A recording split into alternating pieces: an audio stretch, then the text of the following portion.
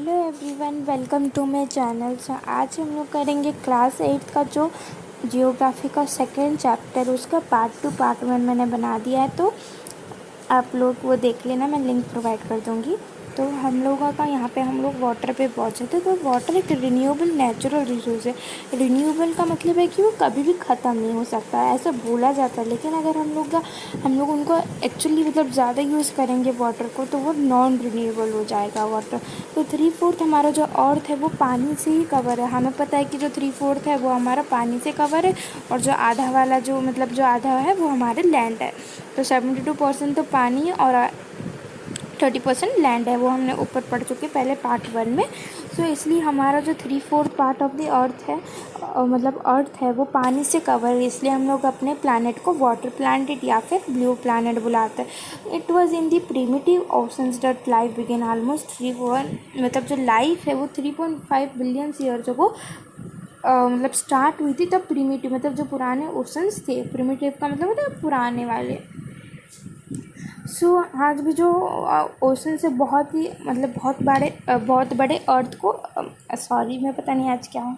तो जो ओशंस है वो हमारे जो सरफेस है अर्थ का, वो बहुत बड़े पार्ट में कवर करते हैं, और उसमें बहुत सारे एनिमल्स भी रहते हैं।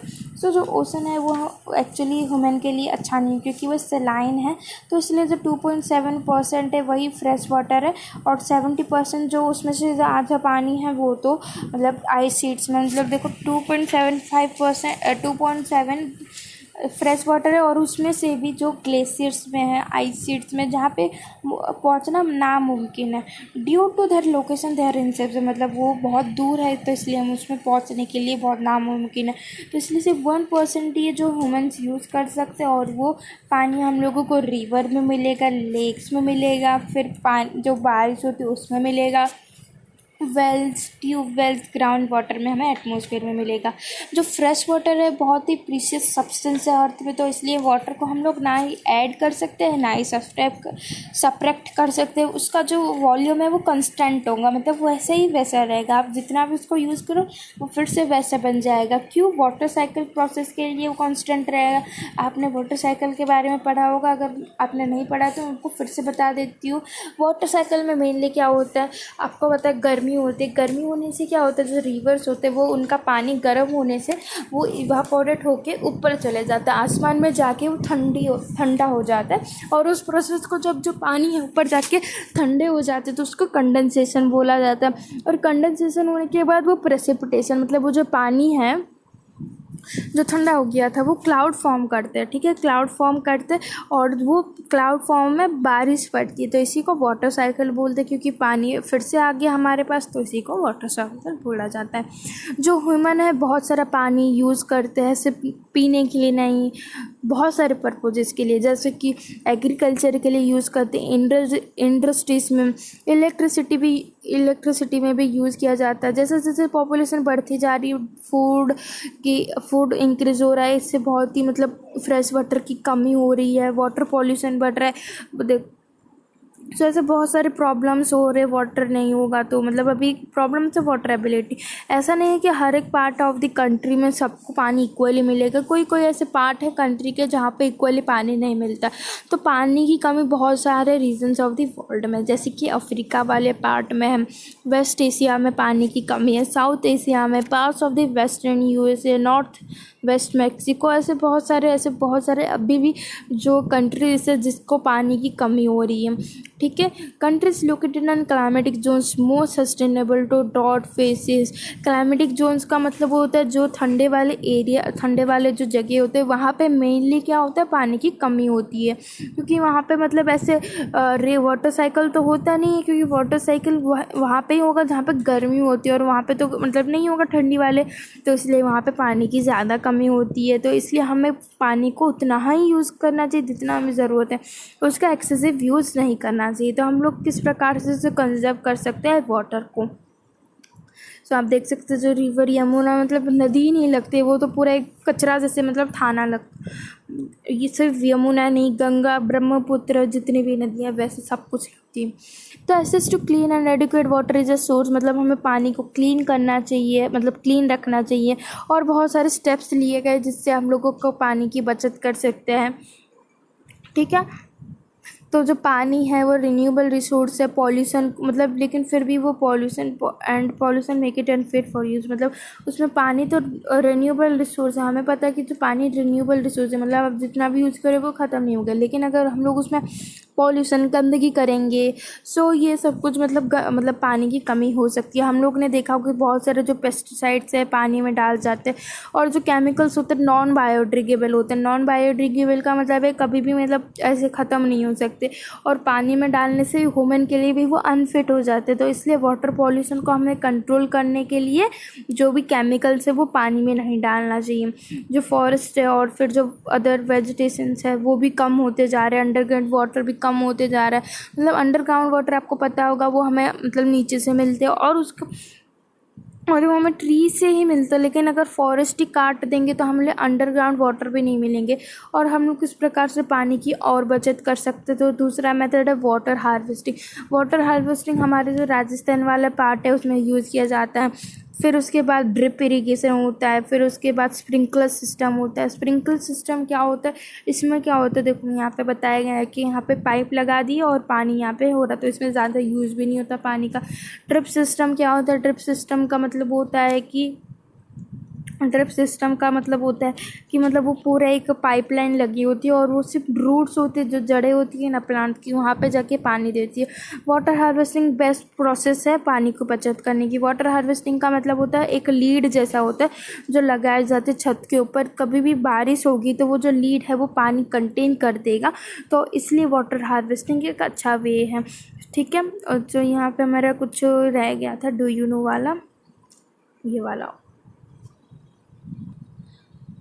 पहले तो पानी की मतलब इतना यूज़ नहीं होता था, पहले तो 3850 ऐसे कुछ यूज़ होता था, लेकिन अभी तो 6000 का से पानी यूज़ किया जाए। आपको पता है कि हम लोग एक टैप खोलते हैं तो 1200 लीटर्स ऑफ वाटर का यूज़ होता है पूरे साल में।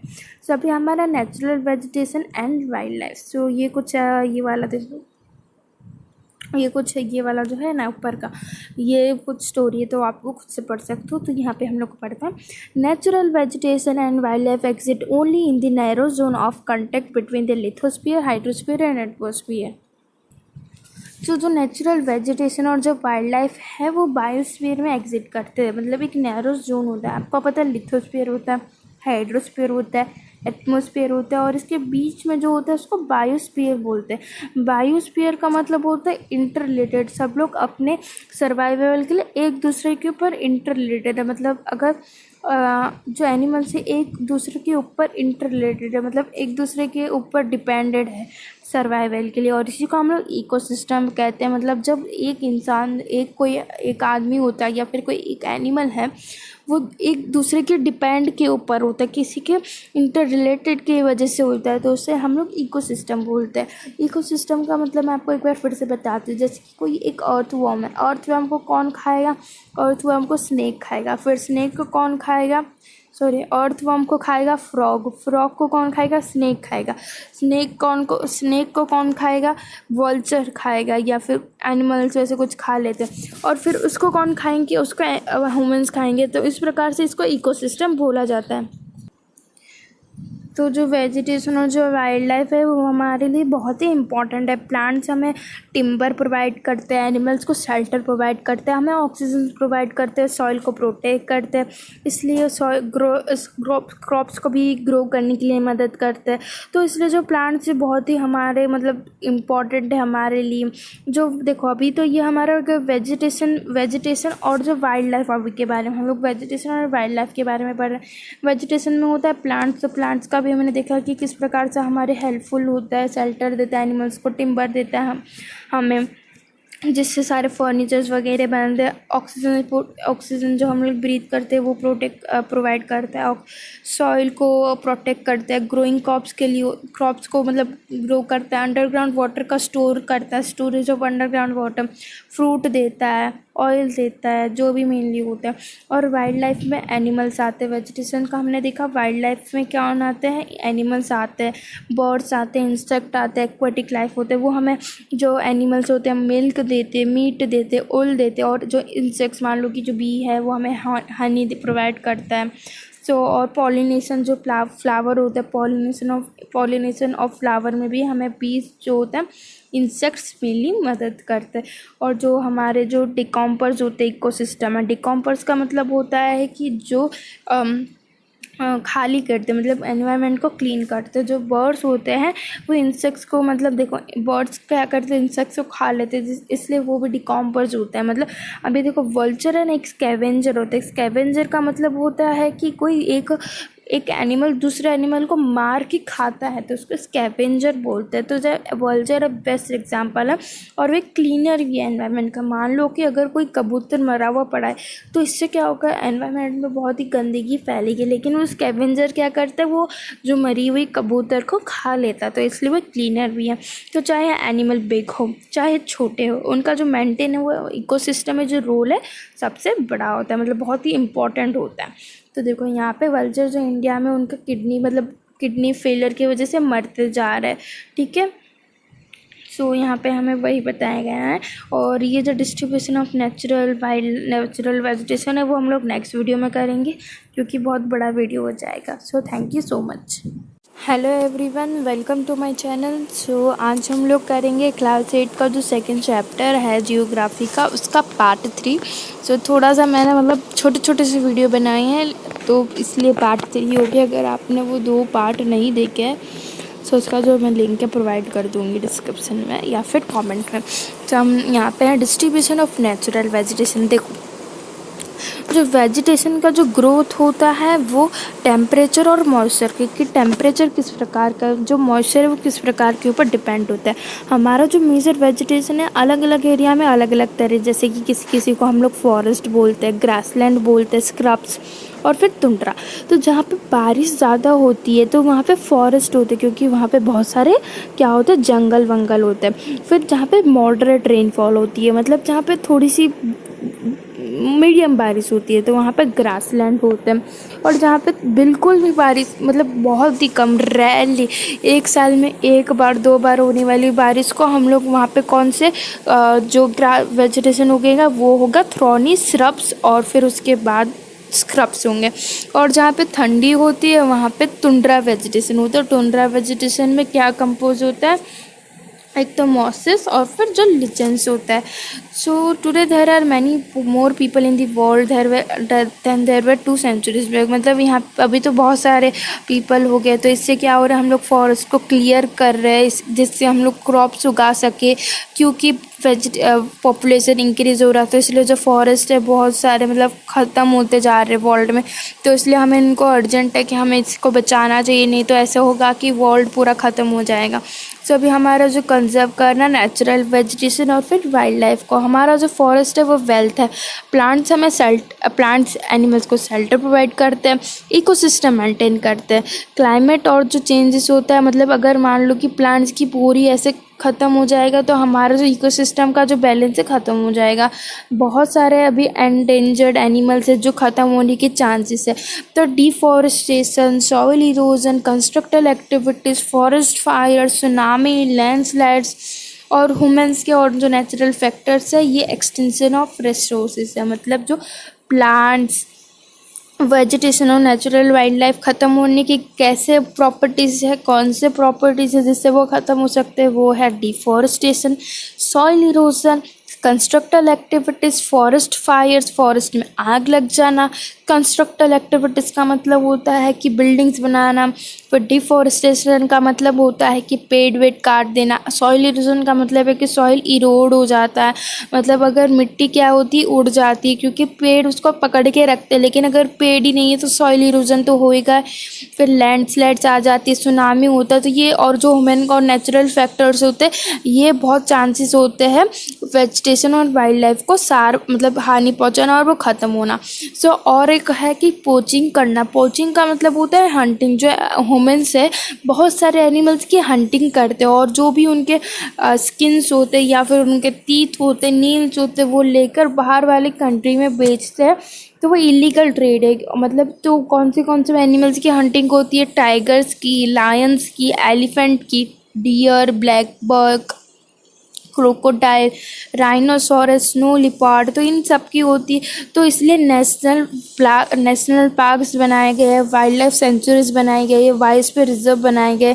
ये सब कुछ क्यों बनाए? National parks, wild life sanctuaries, biosphere reserve, ये इसलिए बनाए गए हैं जिससे वाइल्ड लाइफ और जो नेचुरल वेजिटेशन को कंजर्व किया जा सके, उनको बचाया जा सके। तो इसलिए एक बैलेंस, अगर there is a balance in the environment if the relative number of species is not disturb, मतलब एक एनवायरनमेंट में एक बैलेंस होता है, लेकिन अगर कोई भी एनिमल्स या फिर वेजिटेशन की कमी होती है, अगर वो मतलब डिस्टर्ब किया जाता है उनको, तो इस बैलेंस टूट जाता है। तो ह्यूमन एक्टिविटीज़ पूरे वर्ल्ड में की जाती है और उसमें से मारने का होता है, किलिंग होता है, बर्ड्स को, एनिमल्स को मारा जाता है। आपने देखा होगा मूवीज़ में कि एलिफेंट्स के जो टीथ होते हैं वो निकाल के बाहर वाले देशों में बेचा जाता है। तो वो सब कुछ मना है। तो इसलिए फैलाने के लिए, अवेयरनेस फैलाने के लिए कि हम लोगों को प्लांट्स उगाने चाहिए, एनिमल्स को मारना नहीं चाहिए। तो एक वन महोत्सव होता है। वन महोत्सव का मतलब आपने सुना ही होगा ना। इसमें जो स्कूल के जो बच्चे होते हैं उनको पार्क्स लेके जाते हैं, कैंप्स लेके जाते हैं। वो इसलिए लेके जाते हैं जिससे हम लोग बता सकें कि जो एनिमल का हैबिटेट किस प्रकार का होता है, हमें उनको डिस्टर्ब नहीं करना चाहिए, इसलिए लेके जाते हैं। और बहुत सारी कंट्री में ये भी लॉ पास किए गए हैं कि हमें जो एनिमल्स और जो बर्ड्स को किल नहीं करना चाहिए, और जो भी किल करेगा उनको पनिशमेंट दी जाएगी, वैसा सब कुछ। और एक इंटरनेशनल कन्वर्सेशन है साइट्स, जो मतलब एक ऐसे मतलब बोलते हैं कि जो एनिमल और बर्ड्स कैसे किल करके उसका ट्रेड नहीं करना चाहिए, और एनिमल्स को और प्लांट्स को बचाना चाहिए। और ये ड्यूटी है एक एवरी सिटीज़न का। अगर आप अच्छे एक सिटीज़न हो तो आपका ये ड्यूटी है कि आप एक अच्छा नागरिक हो, तो आपको प्लांट्स और एनिमल्स को बचाना चाहिए। तो बायोस्फीयर रिजर्व का मतलब क्या होता है? एक बायोस्फीयर रिजर्व एक बहुत बड़ा एरिया होता है जहाँ पे नेशनल पार्क्स और वाइल्ड लाइफ सेंचुरीज आते हैं, और वो एक इंटर रिलेटिव होता है। जैसे कि बायोस्फीयर होता है, नेशनल पार्क ऐसा एरिया होता है जहाँ पे इकोसिस्टम मतलब प्लांट्स और एनिमल्स को रखा जाता है। आप लोग गए होंगे अपने एरियाज़ के नेशनल पार्क्स में। तो हो गया हमारा पूरा चैप्टर कंप्लीट, और इसके 3 पार्ट्स है। उन 3 पार्ट्स का मैं लिंक प्रोवाइड कर दूंगी। अगर आपने नहीं देखा है तो प्लीज़ मेरे चैनल को सब्सक्राइब करना और इस वीडियो को लाइक करना। तो हो गया हमारा चैप्टर कंप्लीट। मिलता है नेक्स्ट वीडियो में। तो thank you so much, bye.